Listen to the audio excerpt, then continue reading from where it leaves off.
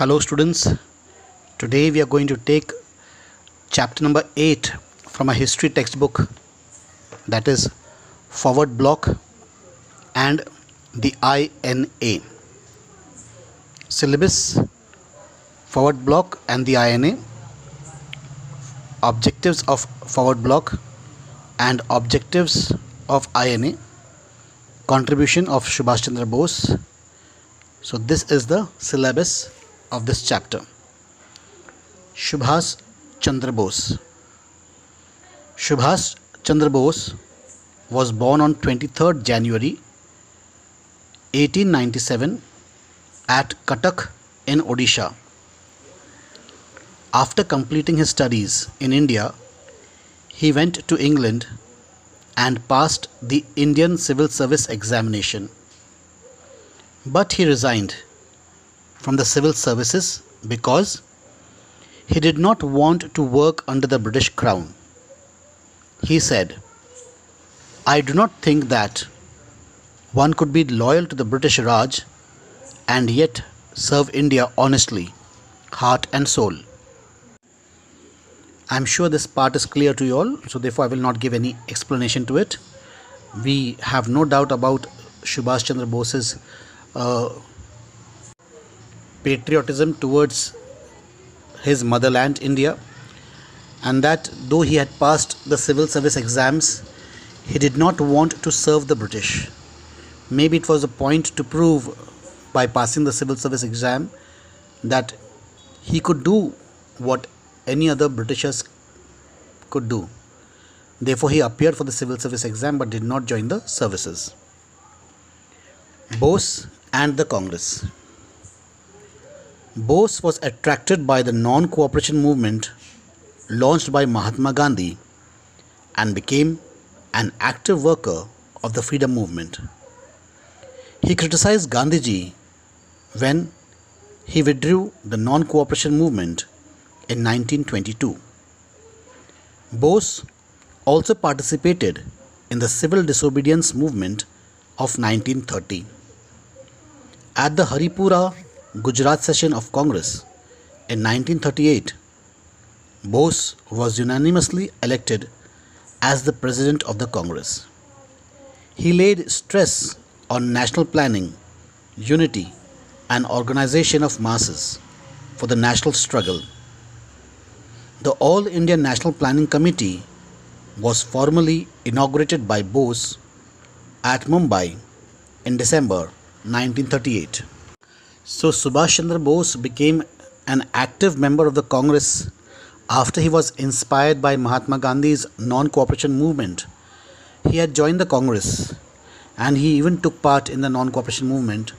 But later on, when Mahatma Gandhi called off the non-cooperation movement, Subhash Chandra Bose was deeply stressed and he criticized Mahatma Gandhi for doing this because he felt that the non-cooperation movement was really a tool with which the Britishers could have been driven out of India had the movement continued despite the aggression, despite the violence that had taken place.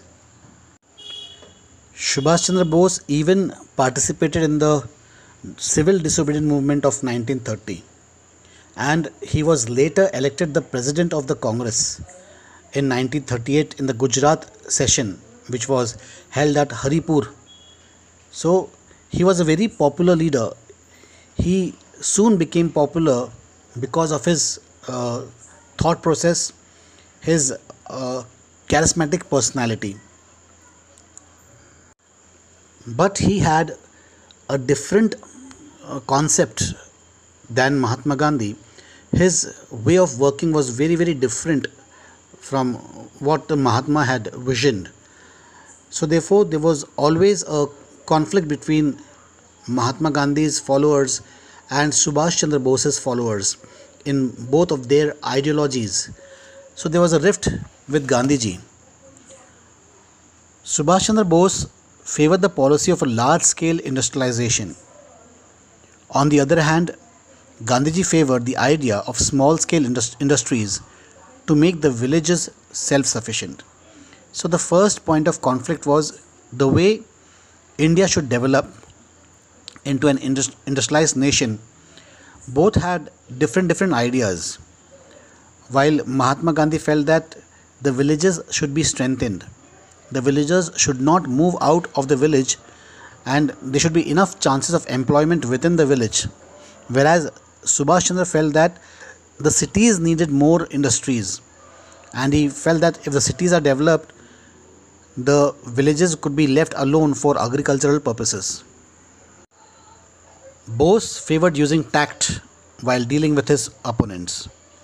He could not appreciate the openness with which Gandhiji spoke, putting forward his demands at the time of the second session of the Round Table Conference in London. Subhash Chandra Bose felt that Gandhiji was too open in his demands.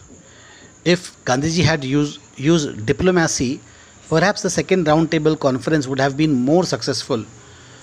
Since Gandhiji walked out of the Round Table Conference, there was no result, although no favorable action towards the freedom struggle of India. The Tripuri session of the Congress in 1939 saw the widening of the gulf between the two wings of the Congress party. The left wing, led by Bose, wanted the Congress to help the people of the princely states in their struggle for freedom, whereas Gandhiji criticized their demands. Subhash Chandra Bose and Gandhiji disagreed again in the session in 1939. Subhash Chandra Bose wanted the Congress to help the princely states to get independence from the Britishers. But Gandhiji felt that by giving independence to the princely state, India might be divided into small states or small pieces of country. So therefore he didn't at that time advocate the independence of the princely states from the Britishers, because Gandhiji envisioned the independence of the entire nation as one country. He didn't wanted India to be partitioned into smaller states or smaller countries, and therefore he began to criticize Subhash Chandra's demand for independence or supporting the princely states for independence. As Britain started facing difficulties in Europe because of the German threat, Gandhiji wanted to adopt a compromising attitude towards the British, and he was opposed to any national struggle during the war. Bose wanted to take advantage of the difficulties faced by the British. The fourth point of dissent between Mahatma Gandhi and Subhash Chandra Bose is Mahatma Gandhi still felt that if India would be loyal to the Britishers during such difficult times as the First World War. So during the First World War time, when Germany was attacking Britishers on a regular basis, bombarding England, bombarding London on a regular basis, at this time Gandhiji wanted to support the Britishers. He felt that the British would reward them with independence. But Subhash Chandra Bose was far-sighted. He knew that the Britishers would not give India its independence just because we have supported them in their difficult times. In fact, Subhash Chandra Bose wanted to take most advantage of this difficult situation in which the Britons were in. Rift in the Congress. At the Tripuri, Madhya Pradesh session of the Congress in 1939, Gandhiji tried to dissuade Subhash Chandra Bose from standing for the re-election as president of the Congress for a second term.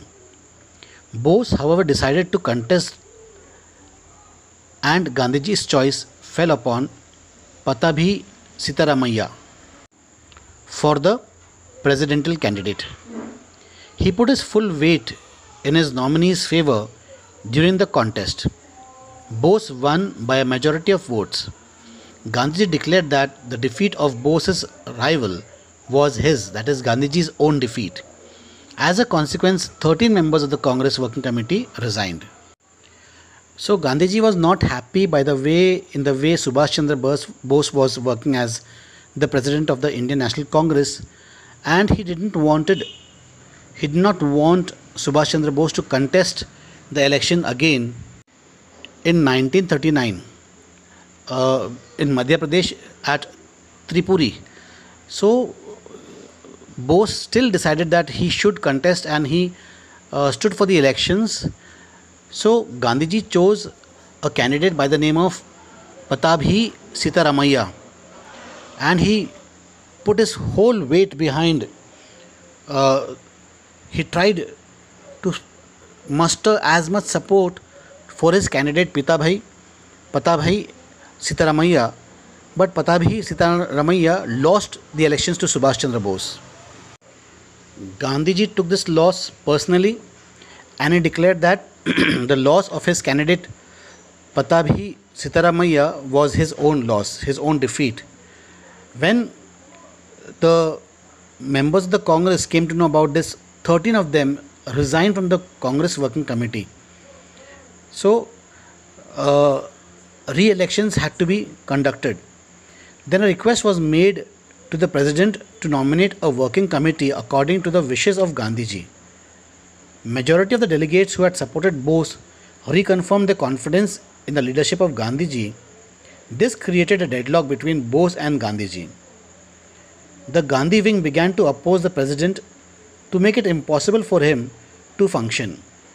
Bose resigned from the presidentship of the Congress on April 29, 1939. So, we can see very clearly that Gandhiji did not wanted Subhash Chandra Bose as the president of the Indian National Congress. First, he supported a candidate. He canvassed for him, and even after losing, so he declared that the loss of his candidate was his own loss. Now, Gandhiji was a favorite, though he never contested the election for the presidentship, but whatever he said was carried forward. So when he showed his dissent or his unhappiness of Subhash Chandra being elected as the president, 13 members of the Congress Working Committee, they resigned. And when the new committee was being formed, Subhash Chandra Bose was not allowed to work properly. So seeing all this, he resigned from the presidentship of the Congress on 29th of April 1939. Forward Bloc. Bose felt the urgent need for an organized left-wing party in the Congress. After resigning from the presidentship of the Congress in 1939, he laid the foundation of a new party within the Congress to bring the entire left wing under one banner. This party, known as Forward Bloc, was formed on May 3, 1939. So, after his resignation from the post of the president of the Congress, Bose wanted to form his own party, and he formed a party called as the Forward Bloc. He formed the party Forward Bloc on May 3rd, 1939. His intention was to get the support of all like-minded people in the Congress who were aggressive in nature and who would support him in his cause, further in his cause. So he set up a party by the name of Forward Bloc on 3rd of May 1939. Objectives of the Forward Bloc. What were the objectives? This is important now. So far, this is the most important part in this chapter, along with the objectives and contribution of Subhash Chandra Bose and INA. So this part might come for a 3-mark question. Objectives of the Forward Bloc. Forward Bloc's immediate objective was liberation of India with the support of workers, peasants, youth and other organizations.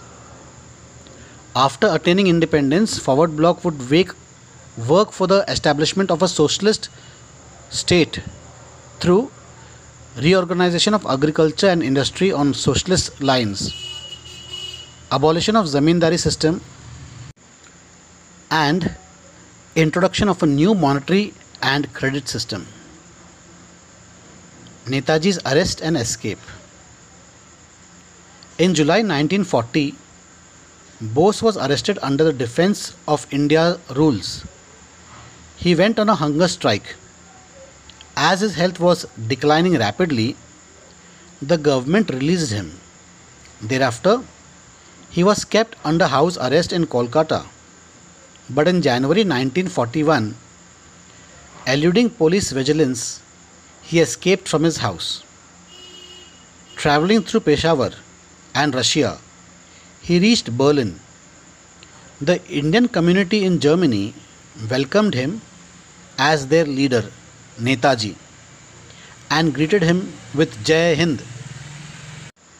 He frequently urged his countrymen on the radio to raise in arms against the British. He also founded Free India centers in Rome and Paris. Events in Southeast Asia. The outbreak of the war in Southeast Asia in 1941 raised a great stir among the Indians in those regions. Indians living in territories captured by Japan organized themselves into associations with the objectives of contributing to the liberation of India and serving the interest of the overseas Indians during the critical period. Out of these associations was born the idea of an Indian Independence League. A definite shape was given to this idea by the Indian revolutionary Ras Bihari Bose, who lived in Singapore after escaping from India. Indian National Army, INA. The idea of the Indian National Army was conceived in Malaya by Mohan Singh, an Indian officer in the British Army. He decided not to join the retreating British Army and instead went to the Japanese for help. The Japanese had, till then, only encouraged civilian Indians to join anti-British organizations, but had no concept of forming a military wing consisting of Indians. तो यहाँ पर एक बहुत important मोड़ लेता है इतिहास. इतिहास का ये मोड़ तब होता है जब जापान इंडिया के ऊपर अटैक करना चालू करता है, ख़ास करके म्यांमार की तरफ. वहाँ पर जब साउथ ईस्ट एशिया में जापान ने जितने भी ब्रिटिश की कॉलोनीज़ थे उसके ऊपर आक्रमण करना चालू कर दिया, वहाँ पर कब्ज़ा करना चालू कर दिया. तो इस इलाके में जो भी इंडियंस रहा करते थे, हाँ, तो ब्रिटिश के ज़माने में क्या कि इंडियंस यहाँ पे माइग्रेट हुए थे as plantation workers, jute plantation workers, rubber plantation workers और टी प्लांटेशन वर्कर्स. यहाँ पर आके वो सेटल हुए. कुछ बिजनेस व्यापारी थे. तो यहाँ पर जो सिविलियंस थे वो अक्सर एंटी ब्रिटिश ऑर्गेनाइजेशन में जापान की मदद कर रहे थे या जापान इनसे ये करवा रहा था. तो जब जापानी आर्मी ने इस इलाके पे अपना कब्ज़ा जमा लिया तो यहाँ के जो इंडियन सोल्जर्स थे उनको आदेश मिला था इस इलाके को छोड़कर पीछे हटने का. तो यहाँ पर एक इंडियन ऑफिसर था, उसका नाम था मोहन सिंह. ये इंडियन नेशनल आर्मी का जो ब्रिटिश आर्मी का जो ब्रिटिश इंडियन आर्मी का एक ऑफिसर था और उसे लगा कि मैं पीछे क्यों हटूं, क्यों ना मैं जापानी से मदद मांगूं अपने ही मातृभूमि को मुक्त करने के लिए. तो उसने जापान से मदद मांगी. जापान के पास एक प्रपोज़ल लेके गया कि वह ब्रिटिश के साथ लड़ना चाहता है. उसके जितने भी सोल्जर्स को जापान ने कैप्चर किए थे, प्रिजनर्स ऑफ वॉर, वह उन्हें उनके साथ मिलकर एक अपनी आर्मी बना लेंगे और ब्रिटिश को हराने के कोशिश में लग जाएंगे. इससे पहले जापान ने इस बात पर विचार किया ही नहीं था. वह केवल जो सिविलियंस थे केवल उन्हीं को उकसाते थे ब्रिटिश के ख़िलाफ़ आवाज़ उठाने का. अब ये बहुत अच्छा मौका मिल गया उन्हें और उन्हें ये कॉन्सेप्ट काफ़ी पसंद भी आया. Indian prisoners of war, POWs, were handed over by the Japanese to Mohan Singh, who inducted them into the INA. The fall of Singapore was crucial, for this brought 45,000 Indian prisoners of war into Mohan Singh's sphere of influence. By the end of 1942, 40,000 men expressed their willingness to join the INA. तो इस proposal पे, मोहन सिंह के जो proposal था उस पर जापानी government ने मोहर लगा दिया और जो प्रिजनर्स ऑफ वॉर थे वह मोहन सिंह के हवाले कर दिए। फिर जापान ने सिंगापुर के ऊपर अपना कब्ज़ा जमा लिया। सिंगापुर में ब्रिटिश का राज चल रहा था, सिंगापुर एक ब्रिटिश की कॉलोनी थी, तो यहाँ पर जापान ने सिंगापुर पे अपना कब्ज़ा जमा लिया और यहाँ पर फिर से 45,000 सोल्जर्स, 45,000 इंडियन सोल्जर्स ये अपने खेमे में आ गए। इन्होंने इंडियन नेशनल आर्मी ज्वाइन करने का निर्णय ले लिया और 1942 होते होते 40,000 और जो चुस्त और तंदुरुस्त युवक थे उन्होंने अपनी इच्छा जाहिर की कि वह भी INA ज्वाइन करना चाहते हैं। It was made clear at meetings of leaders of the Indian community and of Indian army officers that the INA would go into action only on the invitation of the Indian National Congress and the people of India. तो जब army तो बन गई, army INA बनी कि ताकि वो India के ऊपर, ब्रिटिश के ऊपर अटैक करे, ब्रिटिश आर्मी के ऊपर अटैक करे। लेकिन यहाँ पर भी जो इंडियन नेशनल आर्मी थी, INA जो थी, उन्होंने एक कंडीशन रखा कि हमें अगर कांग्रेस की परमिशन मिलेगी और भारतवासियों की परमिशन मिलेगी तभी ही हम इंडिया के ऊपर अटैक करेंगे। इंडिया के ऊपर अटैक करना यानी ब्रिटिश के ऊपर, जो ब्रिटिश गवर्नमेंट थी, ब्रिटिश राज के ऊपर हम अटैक करेंगे। टोक्यो कॉन्फ्रेंस, बैंकॉक कॉन्फ्रेंस ये सिलेबस में नहीं है तो हम इसको नहीं पढ़ेंगे। हम कंटिन्यू करते हैं contribution of Subhash Chandra Bose. As we studied earlier in this chapter, Subhash Chandra Bose was instrumental in the formation of the forward bloc. After evading the British Indian authorities, Bose led the free struggle outside the country. तो बहुत चतुराई से सुभाष चंद्र बोस जो है India से disguise में अपने आप को एक सरदार के रूप में डिस्गाइज किया और जर्मन और जापानीज़ मदद से इंडिया से वो बाहर चले गए और देश के बाहर से वह अपनी आज़ादी की लड़ाई लड़ने लगे। The active phase of the INA began when Subhash Chandra Bose arrived at Singapore in July 1943 by German and Japanese submarines. 2 days later, he officially took charge of the Indian Independence League. Bose was greeted as Netaji, the great leader. तो INA तो बनाया था रास बिहारी बोस ने। रास बिहारी बोस और मोहन सिंह ये officers ने मिलकर INA का स्थापना किया था। लेकिन जब सुभाष चंद्र बोस इसके मेजर जनरल बन गए, इसके लीडर बन गए, इनके हाथों में भाग दौड़ आ गई जुलाई 1943 में, तब जाके INA काफ़ी कारगर हो गया, काफ़ी इफ़ेक्टिव हो गया। इन अगस्त 1943 he took charge of the Indian National Army and became its supreme commander. He set up the INA headquarters in Yangon and in Singapore and began to reorganize the INA. Recruits were made from civilian and women's regiment called the Rani Jhansi Regiment was led by Dr. Lakshmi Swaminathan. तो Singapore में आते ही सुभाष चंद्र बोस को Indian National army के commander in chief बना दिए। हाँ, वो supreme commander बन गए इस आर्मी के और यहाँ पर उन्होंने यांगॉन में अपना एक हेडक्वार्टर सेटअप किया, यांगॉन जो सिंगापुर में है, और यहाँ पर वो INA को रीऑर्गेनाइज़ करने लगे और नए नए रिक्रूट्स को, सिविलियंस को इसमें एडमिट करने लगे। यहाँ पर हमें सुनकर बड़ा गर्व होता है कि we were among the first to have a women's regiment. Army में जो विमेन की जो रेजिमेंट है आजकल काफ़ी इसको इम्पोर्टेंस दी जा रही है, लेकिन हमने आज़ादी से पहले ही हमारे पास में विमेन का एक कंटिजेंट था जो कि डॉक्टर लक्ष्मी स्वामीनाथन के नेतृत्व में था। A women's regiment called the Rani Jhansi Regiment was led by Dr. Lakshmi Swaminathan. Recruitment and training camps were opened in large numbers to cope with the rush of volunteers offering themselves for the INA.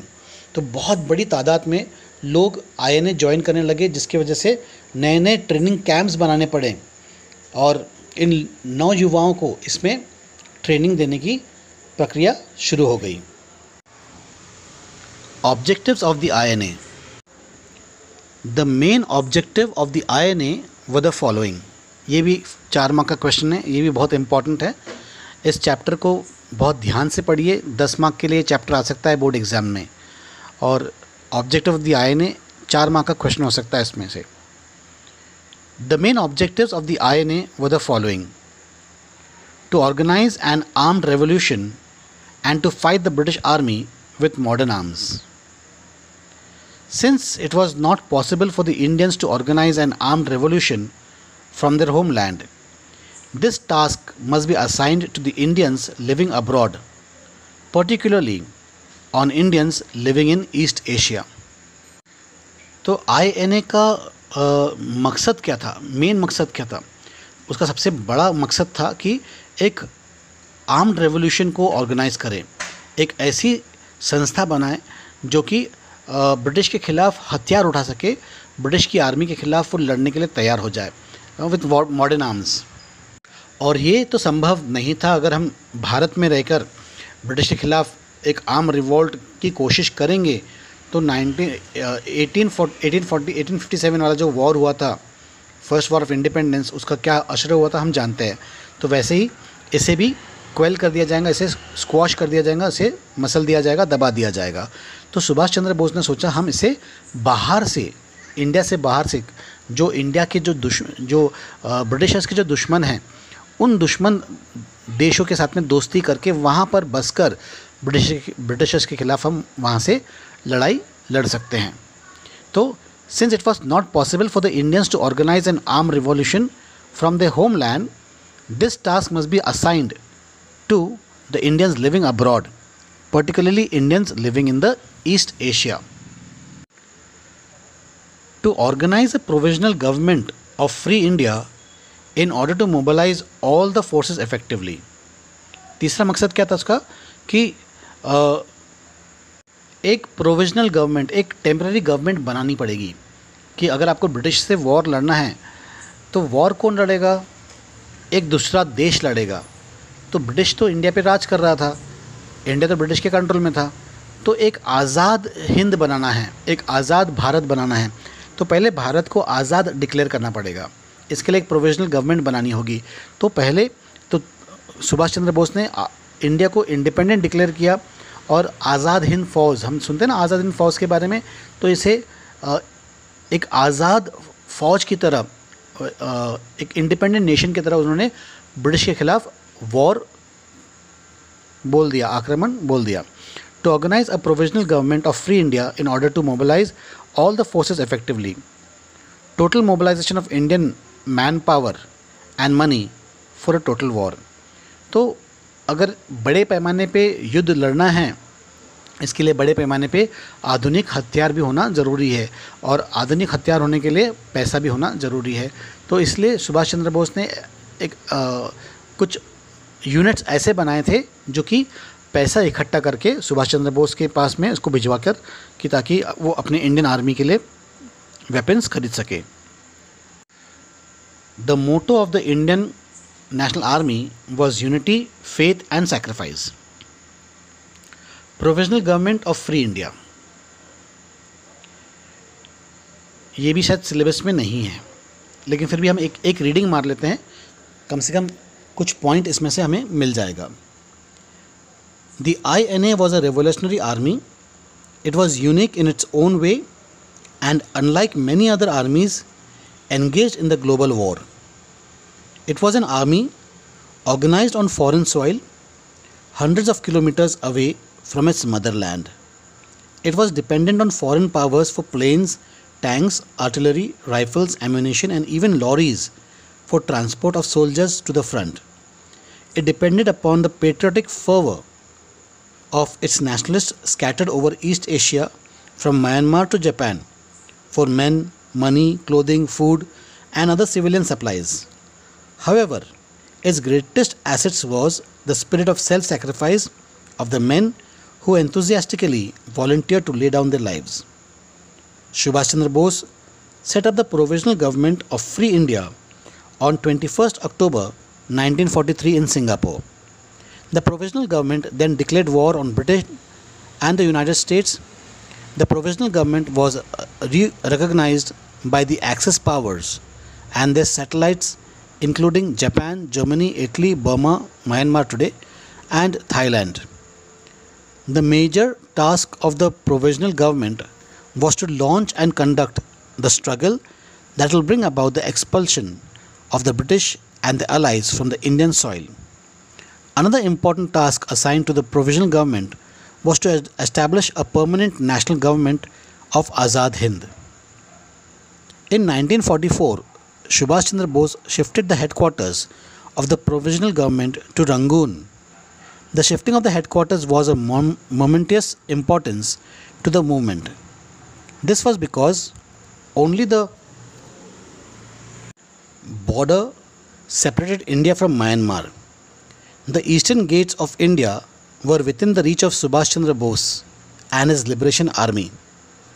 The Provisional Government acquired its first stretch of territory in India when Japan handed over Andaman and Nicobar Islands to it on November 6, 1943. Bose renamed them Shahid and Swaraj Islands, respectively. Subhash Chandra Bose gave the call to his soldiers, "Give me blood and I shall give you freedom." His battle cries were "Delhi chalo, March to Delhi and Jai Hind, Victory to India." तो यहाँ पर ये जो point, आखिरी का जो point है, देखो ये इंपॉर्टेंट पॉइंट है 2 मार्क क्वेश्चन के लिए. Subhash Chandra Bose give the call to his soldiers, give me blood and I shall give you freedom. आप मुझे खून दो, मैं आपको आज़ादी दूंगा. His battle cries were Delhi Chalo and Jai Hind. Achievements of the INA and Netaji, तो ये तो सिलेबस में नहीं है achievement of the INA and Netaji, लेकिन कंट्रीब्यूशन ऑफ सुभाष चंद्र बोस के लिए एक बार हम इसको रीडिंग कर लेते हैं. कुछ ऐसा खास नहीं है इसमें, फिर भी एक रीडिंग करना कि ताकि कुछ पॉइंट यहाँ से मिल सके अपने को. The INA made preparation to launch its fights for the liberation of India and went into action on February 1944. INA captured Modoc, an outpost situated southeast of Chittagong, and advanced up to the frontier of India. They captured the strong military post of Klang Klang. The INA gave a tough fight to the British forces in the Assam hills and succeeded in capturing Ukhrul and Kohima. They raised the tricolour flag for the first time on the liberated Indian soil on March 19, 1994. तो fate of INA और नेताजी और impact of INA syllabus में नहीं है, तो हम chapter को यहीं पर ख़त्म करते हैं. हो सके तो मैं इसमें क्लिप ऐड करने की कोशिश करूँगा. अगर मुझे कोई अच्छा क्लिप मिलता है तो मैं इसमें ऐड करने की कोशिश करूँगा कि ताकि आपको ये चैप्टर और अच्छी तरह से समझ में आ जाए.